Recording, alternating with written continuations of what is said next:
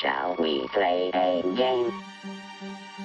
Statement from USSC.GOV in response to death of Aaron Swartz. Citizens of the world.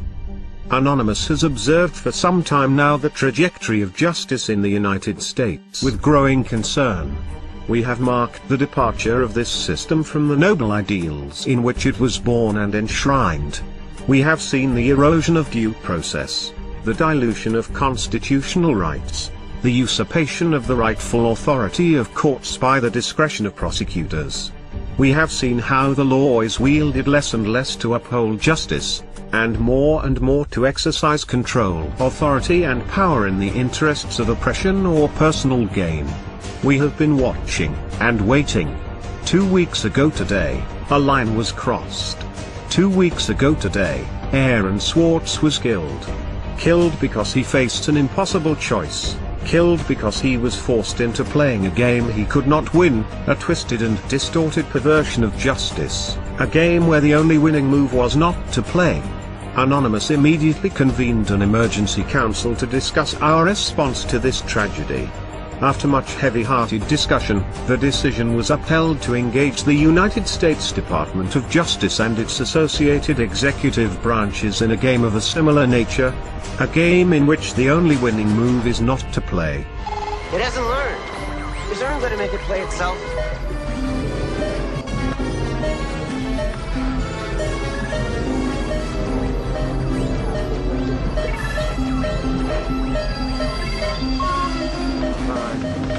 Learn, goddammit.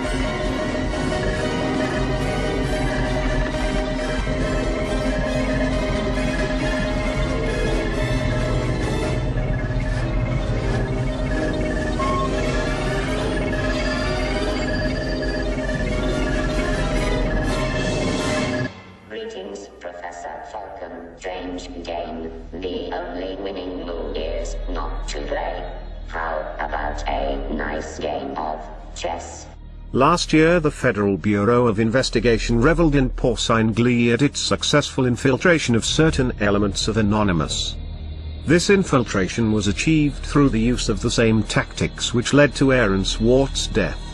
It would not have been possible were it not for the power of federal prosecutors to thoroughly destroy the lives of any hacktivists they apprehend through the very real threat of highly disproportionate sentencing. As a result of the FBI's infiltration and entrapment tactics, several more of our brethren now face similar disproportionate persecution. The balance of their lives hanging on the severely skewed scales of a broken justice system. We have felt within our hearts a burning rage in reaction to these events, but we have not allowed ourselves to be drawn into a foolish and premature response. We have bidden our time, operating in the shadows, adapting our tactics and honing our abilities.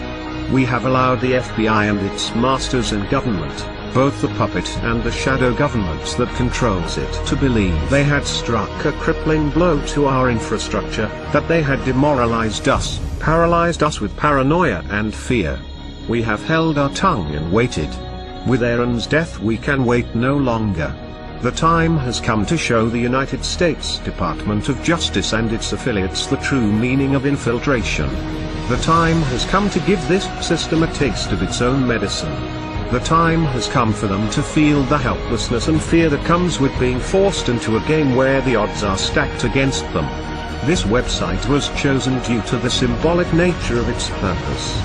The federal sentencing guidelines, which enable prosecutors to cheat citizens of their constitutionally guaranteed right to a fair trial by a jury of their peers. The federal sentencing guidelines, which are in clear violation of the 8th Amendment protection against cruel and unusual punishments. This website was also chosen due to the nature of its visitors. It is far from the only government asset we control, and we have exercised such control for quite some time. There has been a lot fuss recently in the technological media regarding such operations as Red October, the widespread use of vulnerable browsers and the availability of zero-day exploits for these browsers and their plugins. None of this comes of course as any surprise to us, but it is perhaps good that those within the information security industry are making the extent of these threats more widely understood. Still, there is nothing quite as educational as a well-conducted demonstration. Through this website and various others that will remain unnamed, we have been conducting our own infiltration. We did not restrict ourselves like the FBI to one high-profile compromise. We are far more ambitious, and far more capable. Over the last 2 weeks we have wound down this operation, removed all traces of leakware from the compromised systems, and taken down the injection apparatus used to detect and exploit vulnerable machines. We have enough fissile material for multiple warheads. Today we are launching the first of these. Operation Last Resort has begun. Warhead USSC.GOV 2013 AEE-256 is primed and armed. It has been quietly distributed to numerous mirrors over the last few days and is available for download from this website now. We encourage all anonymous to syndicate this file as widely as possible. The contents are various and we won't ruin the speculation by revealing them. Suffice it to say, everyone has secrets, and some things are not meant to be public. At a regular interval commencing today, we will choose one media outlet and supply them with heavily redacted partial contents of the file.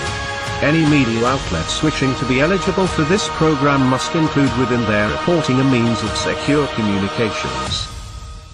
We have not taken this action lightly nor without consideration of the possible consequences, should we be forced to reveal the trigger key to this warhead. We understand that there will be collateral damage. We appreciate that many who work within the justice system believe in the principles that have been lost, corrupted, or abandoned, that they do not bear the full responsibility for the damages caused by their occupation.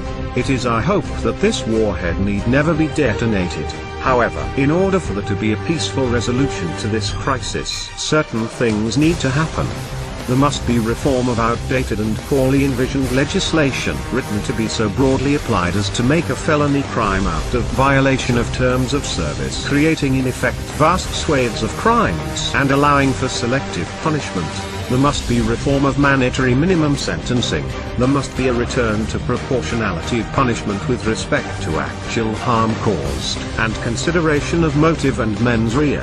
The inalienable right to a presumption of innocence and the recourse to trial and possibility of exoneration must be returned to its sacred status and not gambled away by pre-trial bargaining in the face of overwhelming sentences, unaffordable justice and disfavorable odds. Laws must be upheld unselectively and not used as a weapon of government to make examples of those it deems threatening to its power.